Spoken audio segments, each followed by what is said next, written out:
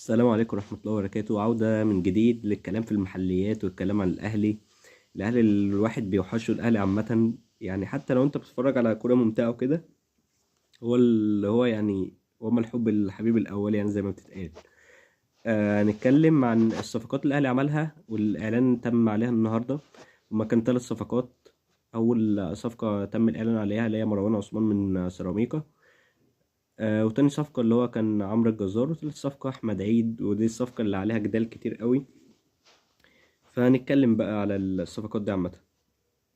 أول صفقة اللي هي بتاعت مروان عثمان، أنا شايف اللي هو مهاجم كويس، مهاجم صغير، مهاجم بيتطور، مهاجم إنك بتشوف اللي هو يعني يعتبر أحسن واحد في المحليين أو أحسن واحد في الدوري، في المهاجمين اللي هم الشباب أو المهاجمين اللي هم موجودين في إطار الدوري المصري يعني وكده، أو المصريين.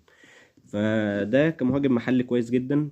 والواضح ان جراديشار كده شكله يعني ماشي، يعني جابوا مروان عثمان.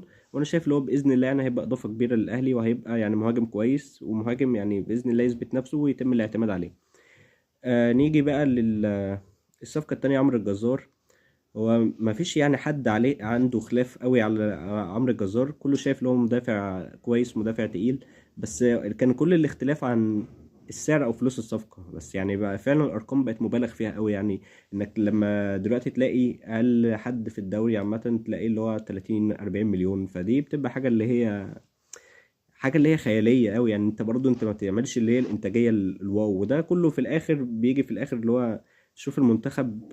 زي ما شفنا كده في افريقيا، في لعيبة اصلا اللي هي يعني خلاص ده اقصى حاجة عندها، في لعيبة اصلا ما تصلحش للمنتخب بس بتنضم كمالة عدد كده يعني.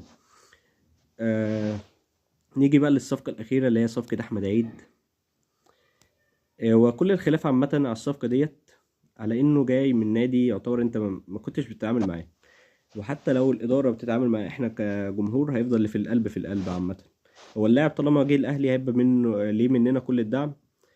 بس لو أثر برضه هيبقى اللي فيه الانتقادات عامة. يعني إحنا مش هنعامل لاعب على إنه جاي من نادي كده، يعني لا، إحنا هنعامل لاعب بالمجهود اللي هيأديه في الملعب. وبإذن الله يبقى موفق وتبقى إضافة في مركز الباك يمين. وبإذن الله يبقى لاعب على قد التوقعات، أو لاعب يبقى يعني يخيب توقعات، عشان في كل متوقع له يعني حاجة اللي هو الفشل. لا، بإذن الله يبقى لاعب ناجح. وبإذن الله الصفقات دي تفرق مع الأهلي. وبإذن الله احنا لسه محتاجين مهاجم، فيا ريت بقى مهاجم أجنبي كمان.